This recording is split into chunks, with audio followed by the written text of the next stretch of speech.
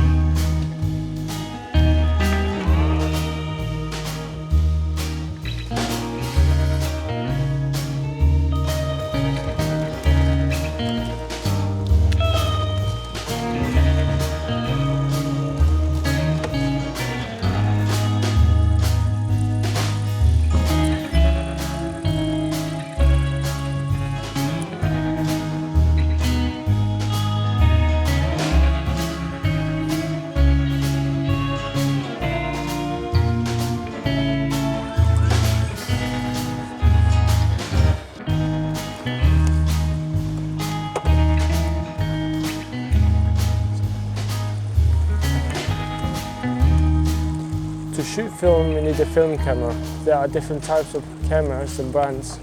Let's break it down. You've got SLR, single lens reflex. You'll be looking through a lens with mirrors, and it's in 35 and 120 formats. You've got rangefinders, also in 35 and 120 format, but to focus and compose, you'll be looking through this window. You've got TLRs, twin lens reflex. The top lens is for you to focus and compose, and the bottom lens is for exposing light onto the film. Also, there are larger formats like 4x5, 8x10.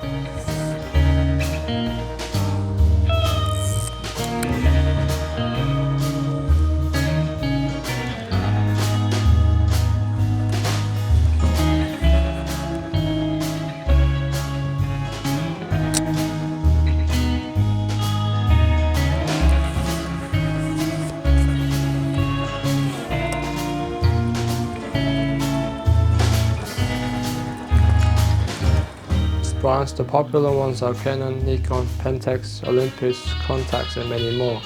But most well known and expensive are the Leicas and Hasselblad. They can range from 12.5 grand to 40 grand.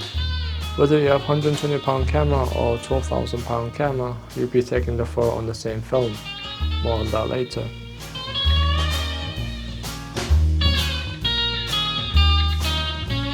Recently I got myself two Suvia Leica copies from the mid-1900s.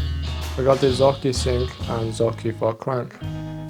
Both of them are rangefinders, and it's the worst when it comes to composing shots. They're pretty cheap, and given the age and the quality, they're not the best. But they do get the job done, and sometimes that's all you need.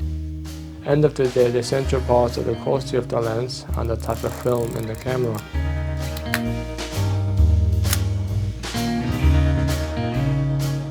Let's briefly go over some films. With black and white films, there are Elford, Kensmere, Tri-X and many more, but Kensmere being one of the cheapest options out there. With colour film, most popular ones are Gold 200, Portra 400/800, Fujifilm 200/400, a CineStill 800T/D versions, the cheapest ones being Gold 200 and Ultra Max. With speed/ISO or the sensitivity of film to light will determine the price, like Portra 800 costing more than Gold 200. I've been mostly covering 35mm formats, but how does that differ from 120?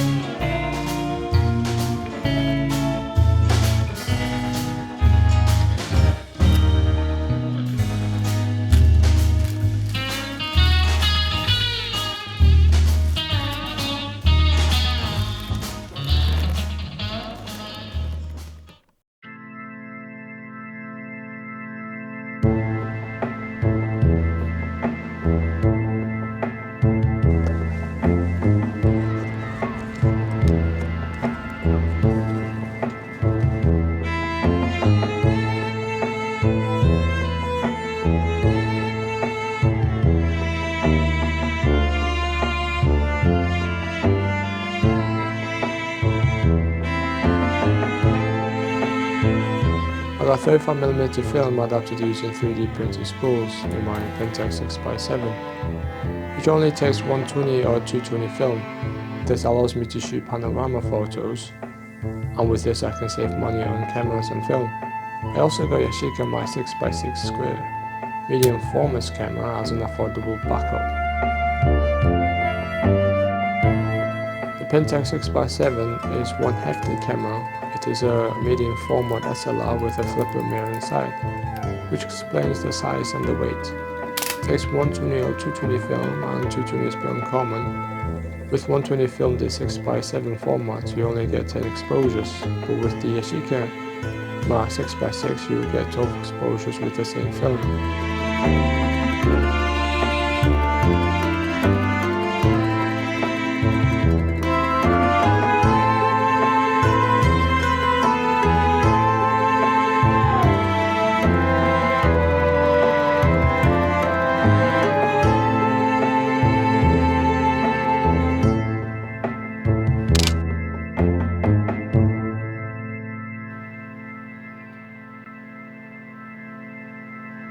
This camera doesn't have a prism inside to flip the image from the mirror, so when you look through the ground glass everything is inverted, and if you pan the camera to the right, the ground glass the image will pan left. The one thing I don't like about this camera is that it doesn't allow me to screw in my shutter release cable without an adapter, so for long exposures it can last up to 40 minutes and holding down the shutter button for that long is not realistic.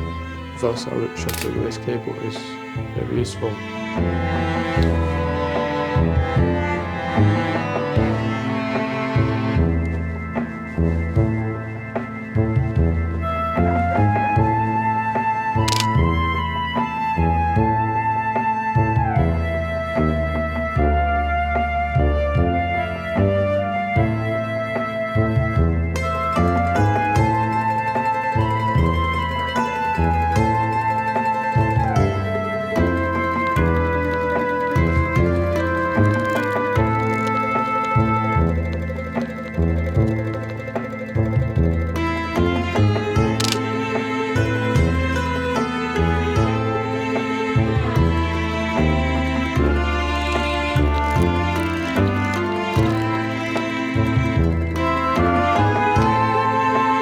I like shooting 120 film because of the size and the quality I get from the negatives. If you compare 120 and 35, the difference is very noticeable. For 120 they are pretty much the same types of film as 35mm. With film you are limited on low lighting situations, you can shoot wide open with faster speed films, but what about flash?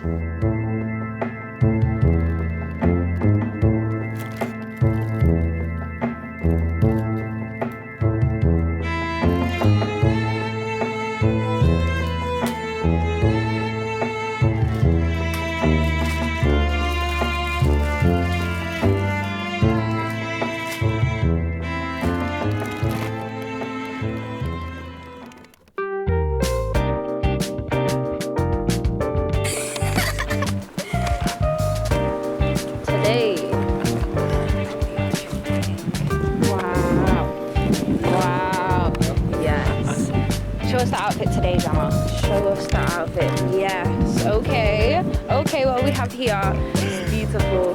There are two ways to trigger a flash with a film camera, whether you sync by cable or through hot tube. With cameras that have shutter curtains, the common flash sync speed is 1/30 or 1/60. But if the camera has a leaf shutter, it can sync up to any speed.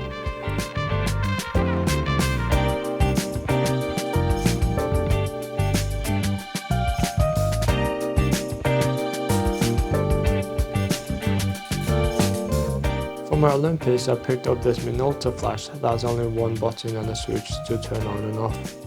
The button is for test fire. Also there's a guide for getting the right exposure. Basically the flash is set to full power and you use the aperture depending on how far or close the subject is to get a good exposure.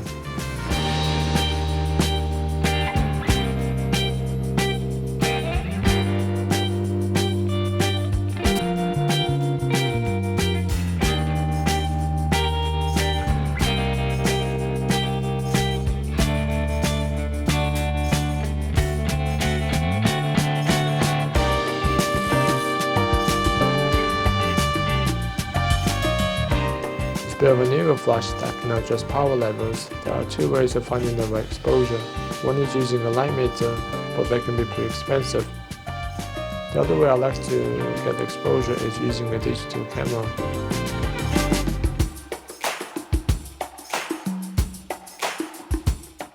What I do is set the ISO to same as film that I'm shooting with, and then I adjust the aperture and shutter speed till I get the exposure that I'm happy with.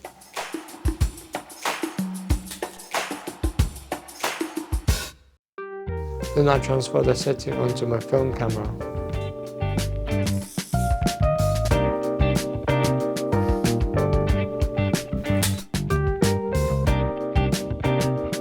One thing to know with film is that it's a bit forgiving on highlights, so it's okay if the highlights on the digital camera looks a bit too much. Oh, this is really cool.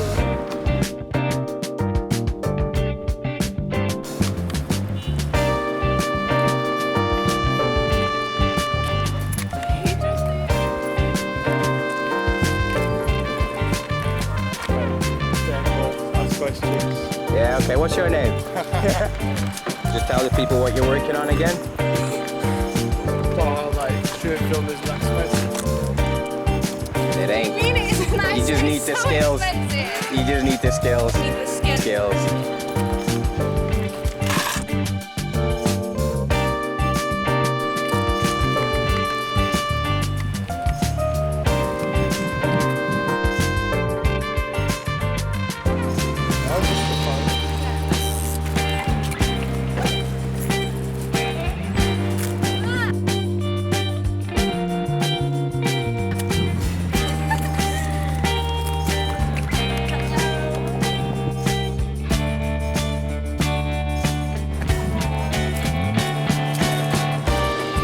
Let's get some poses going.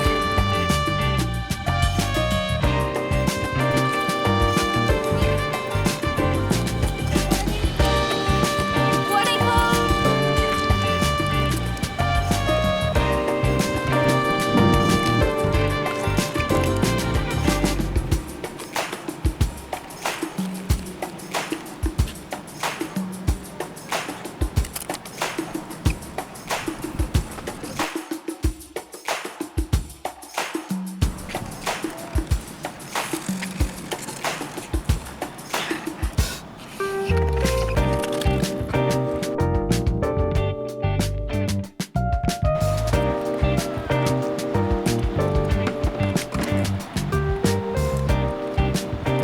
Jam's loading the cannon. All right.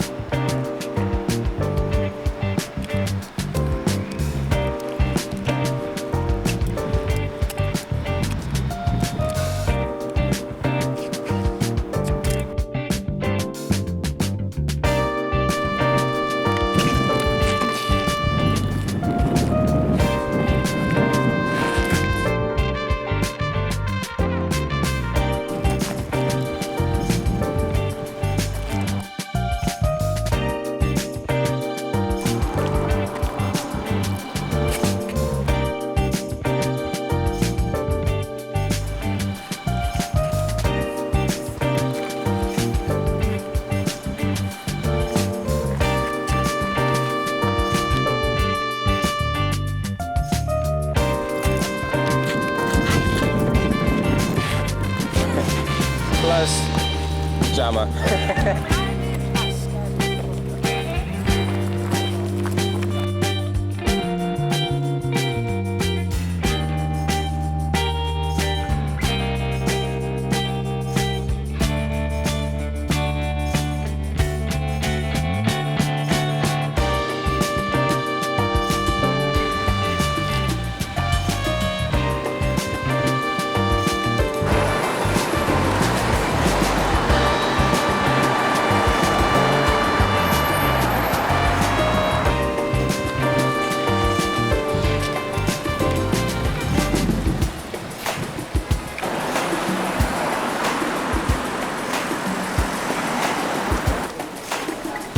Like this.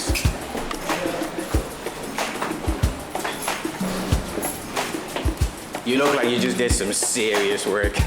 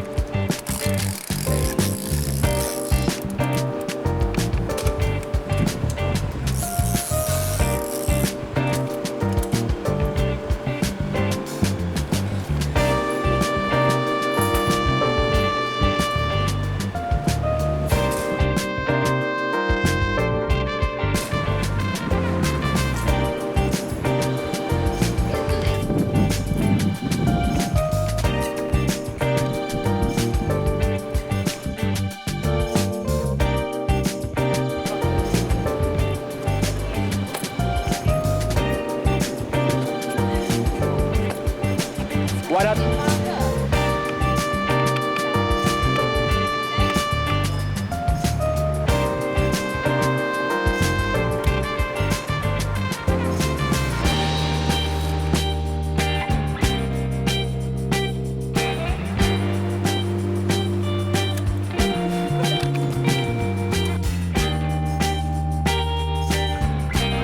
Oh geez, look me, I'm famous.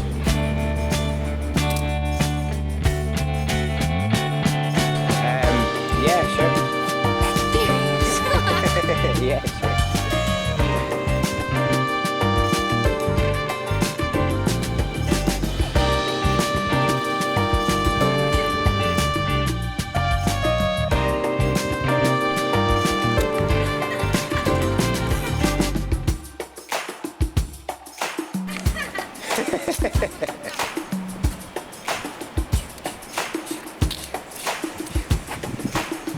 Hey, I like the handshake. I like.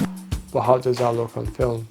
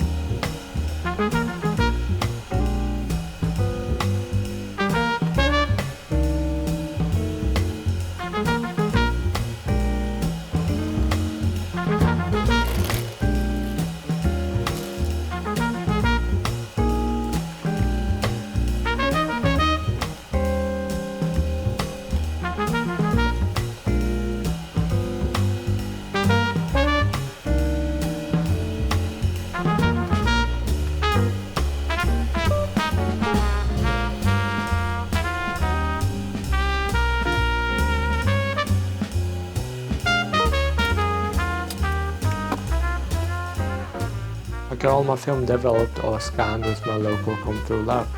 For me to shoot solely on film, I need to cut the expenses by only getting it developed and then scanning it myself.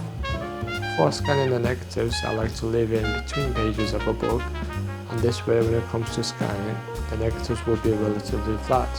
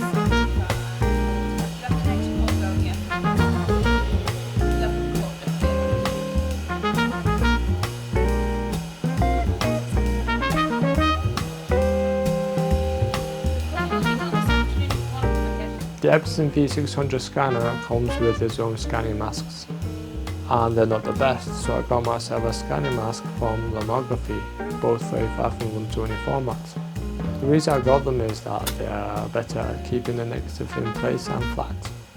Also allows me to scan both the black borders of the negative.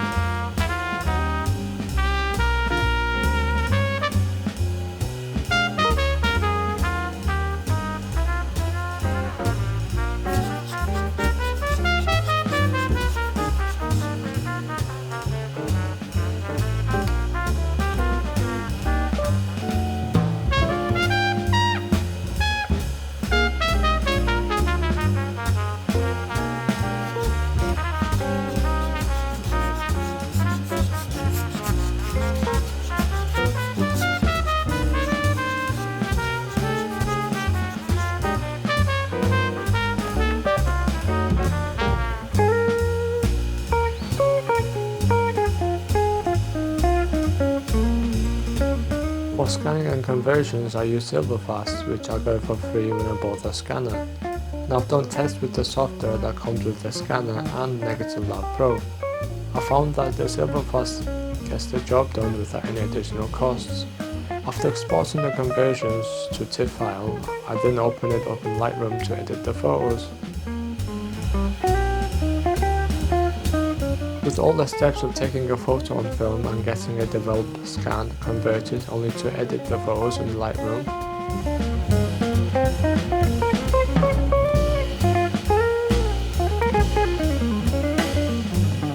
wouldn't it be easy to just take the photo on a digital camera and edit them to look like film? Overall, I've shot 10 rolls of 35 and 120 film for this project, which costed me £68 for process only, then up to 20 plus hours to scan and convert and edit. In conclusion, film photography can be inexpensive compared to a digital mirrorless camera. For example, I got the Sony a7 III for about £1,400 with a 35mm prime lens, which was about £700, and in total the cost was around £2,500 as initial cost. I use it mainly for video, but sometimes I do a bit of photo as well. But the colour and the sharpness puts me off. Comparing this to my Olympus all-in-one film camera that I got for about £150 and 28mm prime lens after for £50, so the total cost was about £200, and the film processing scanning will be running costs, and it varies from how much film that I'm shooting. I've decided to shoot primarily on film as I found the results and the workflow to be my cup of tea, and I like the hands-on approach that it offers. So moving forward, I'll continue to shoot 35/120 film for my personal project, which includes books and short film.